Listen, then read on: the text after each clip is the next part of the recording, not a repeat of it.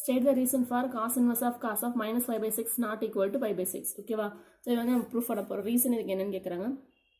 அதாவது cos inverse of minus pi by 6 that is equal to, that is not equal to pi by 6 நம்ம proof பண்ணணும். Okay, so இப்போ என்ன பண்ணலாம்னா இதை எடுத்துக்கலாம். அதாவது cos inverse of minus pi by 6 அப்படின்னா நம்ம என்ன பண்ணணும்னா இந்த மைனஸ் 5 by 6ன்றது எங்கே இருக்கணும், உனக்கு டொமைனில் இருக்கணும். அதாவது காசோட டொமைன் 0 to பைக்குள்ளே இருக்கணும். 0 to பையில் நெகட்டிவ் வேல்யூ வருது, நெகட்டிவ் வேல்யூ வந்திருக்கு. ஸோ இந்த லிமிட்டுக்குள்ளே இருந்தால் தான் நம்ம ரெண்டையும் என்ன பண்ண முடியும், கேன்சல் பண்ணிவிட்டு ஆன்சர் minus 5 by 6ன்னு போட முடியும்.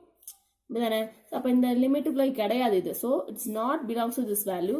So this is cos inverse of minus 5 by 6, therefore is not equal to minus 5 by 6 because since minus 5 by 6 not in 0 to pi.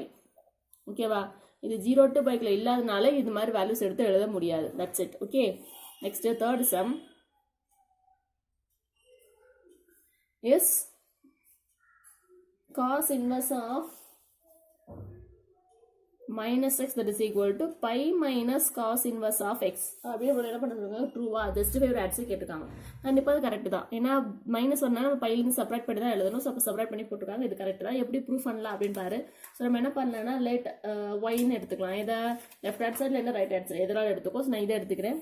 y that is equal to pi minus cos inverse of xன்னு எடுத்துக்கிறோம்.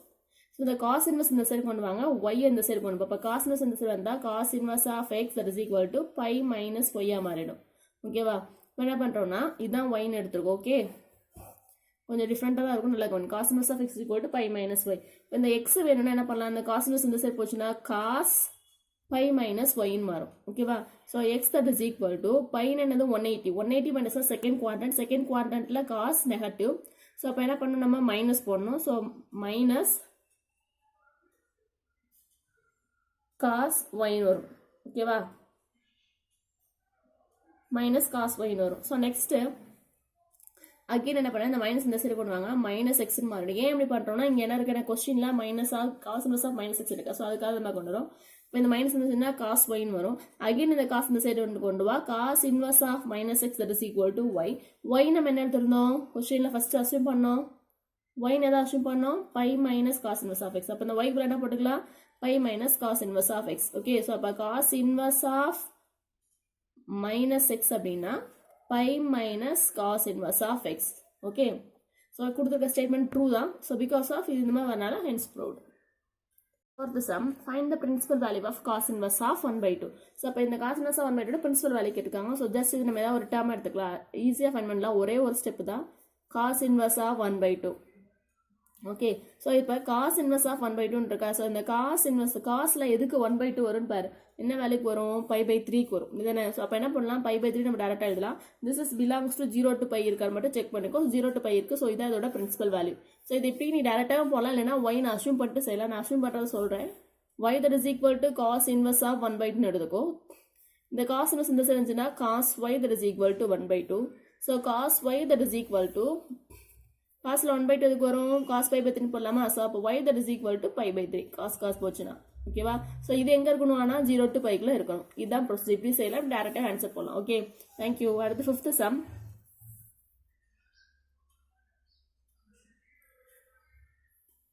Fifth sum என்ன கொடுத்துருக்காங்க அப்படின்னா find the value of first subdivision 2 into cos inverse of 1 by 2 plus sin inverse of 1 by 2. அவ்வளோதான். சரியா? So இப்போ நம்ம டேரெக்டாகவே செய்யலான் இருக்கேன் நான். 2 into cos inverse of 1 by 2.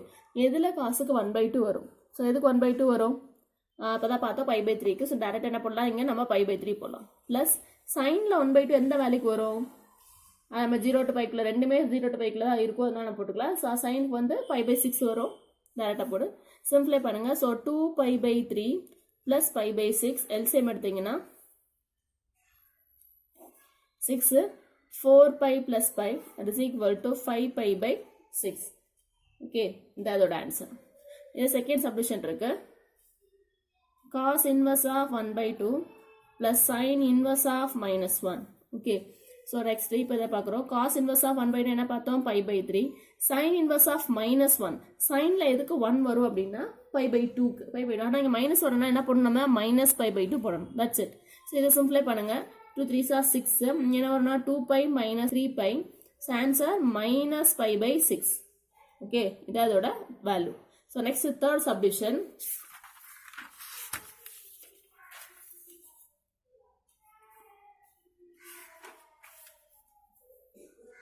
cos inverse of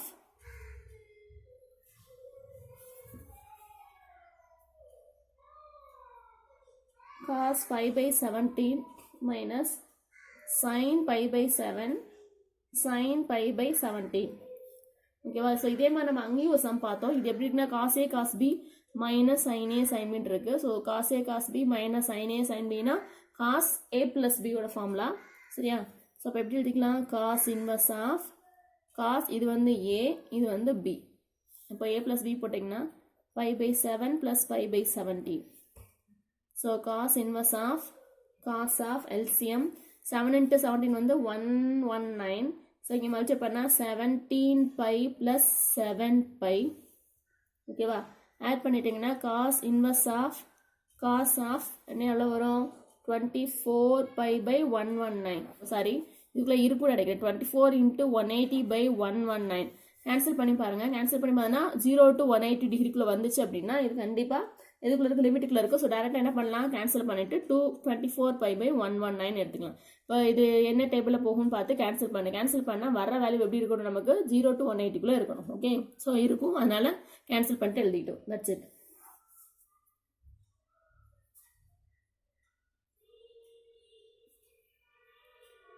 Sixthல first sum f of x that is equal to sin inverse of modulus of x minus 2/3 plus cos inverse of 1 minus modulus x by 4 கொடுத்துருக்காங்க. ரெண்டு term இருக்குது. So தனித்தனியாக தான் fine பண்ண முடியும். First நம்ம இதை மட்டும் எடுத்துக்கலாம் சைனுக்கு.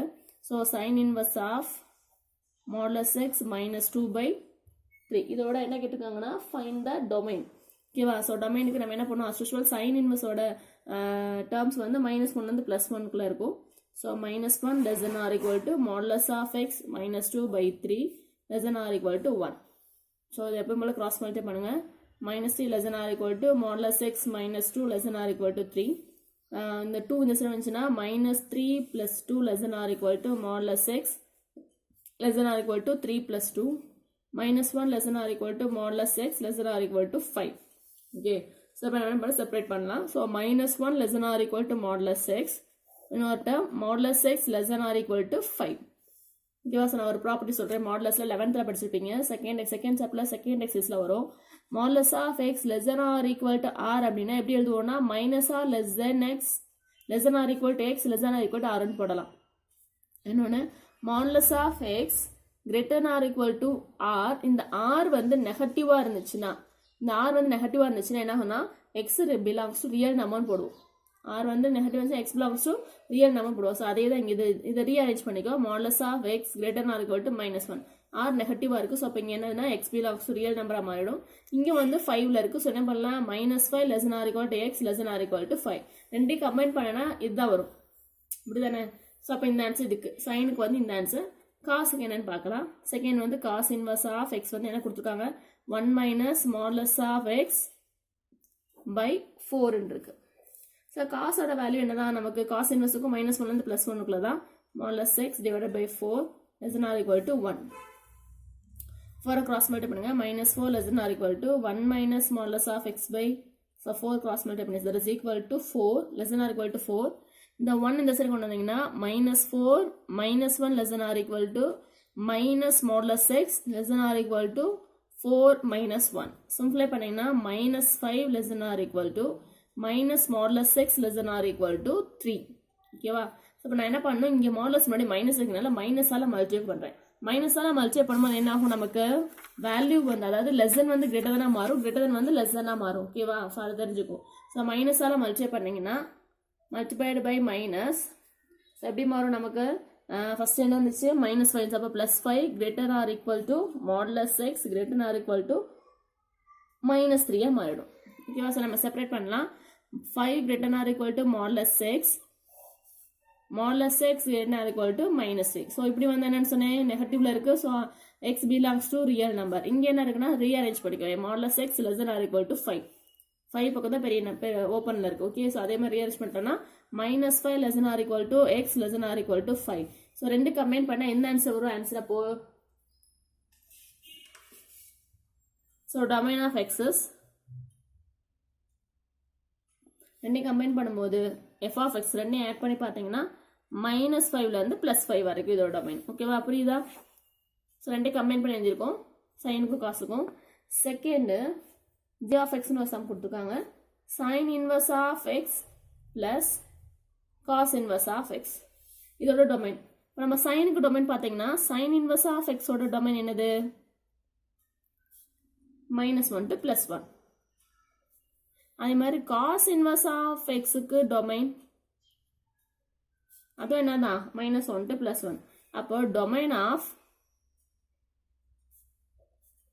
g of x is ரெண்டை கம்பைன் பண்ணனா -1 to +1. that's it. okay,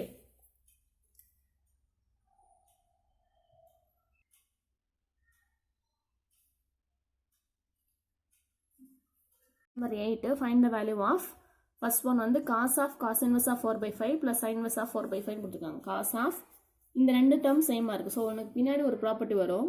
அந்த ப்ராப்பர்ட்டி என்னென்னா sin inverse of x plus cos inverse of x அப்படின்னா that is 5/2. x எதுக்குள்ளே இருக்கணும்னா -1லேருந்து +1க்குள்ளே இருக்கணும். ஸோ அப்படி தான் இருக்குது. ஓகேவா, ஸோ அப்போ இந்த டேர்ம் எடுத்துக்கலாமா? இங்கே பாரு காசு ரெண்டு சேமாக இருக்கா. அப்போ என்னென்னு போட்டு அதுக்கு பதிலாக 5/2 போட்டுக்கலாமா? கொஸ்டின் என்னன்னா cos inverse of 4/5 plus sin inverse of 4. so cos of இதுக்கு மேலே என்ன போட்டுக்கலாம் நம்ம? just 5/2.